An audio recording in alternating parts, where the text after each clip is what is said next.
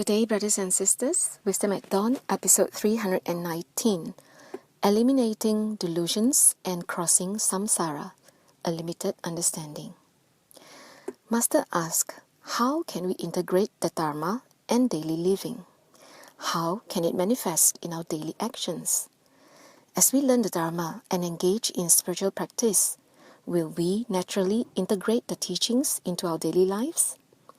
Master hopes everybody can do this. So, how can we do it?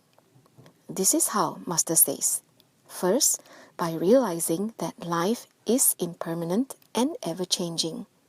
Second, by understanding that we all have intrinsic Buddha nature. So as long as we have faith in these two principles, it should be easy. As the saying goes, faith is the source of the way, the mother of all merits. With faith, our spiritual practice would take place in a straightforward mind.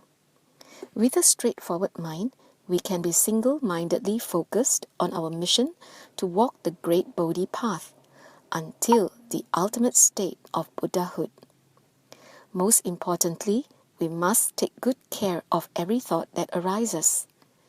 If we can turn our minds around from greed, anger, and delusions to how we can relieve sentient beings from suffering, our every thought will never leave the Bodhi path.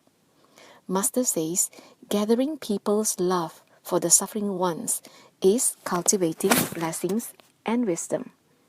It is also the only way to unite people's hearts and minds.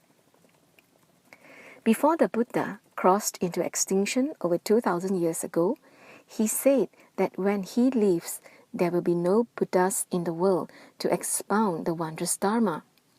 With this, he cautioned everyone, if they do not faithfully accept and practice, and still have overbearing arrogance, once he crosses into parinirvana, no one will come to explain this wondrous Dharma.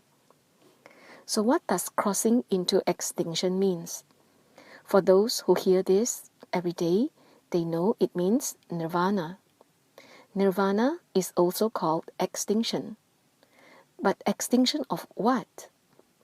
The extinction of delusions of views and thinking, the extinction of dusk-like delusions, and the extinction of delusions of ignorance. These are the three types of delusions that are very, very subtle. Delusions of views refers to people's perspectives. We all know that changing a person's views and understanding is not easy, including our own. It is not easy for other people to change our views and understanding as well. And changing another person's views and understanding is even more difficult.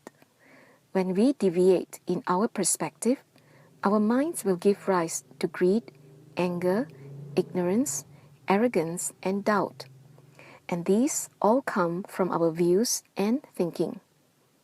Meanwhile, dust-like delusions means very subtle and fine, yet pervasive afflictions. For example, even after we have wiped the floor and tables clean this morning, they will feel or look dusty again after a while, despite us keeping the windows tightly shut.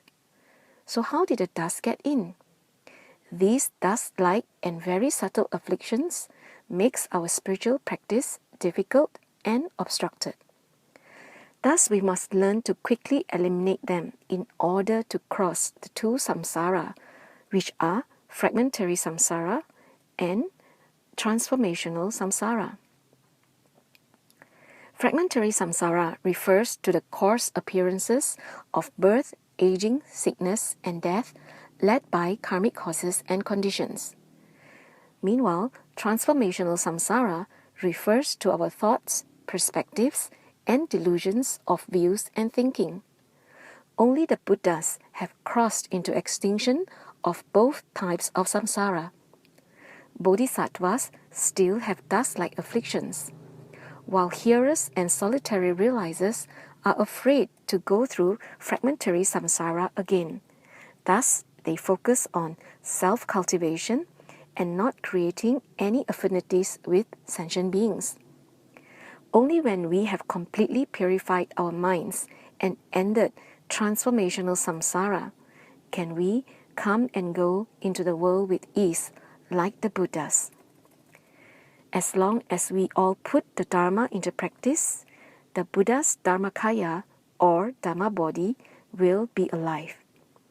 If we only stayed at "thus I have heard," and not let the Dharma enter our hearts and integrate into our daily lives by diligently walking the path, it will be no use to us.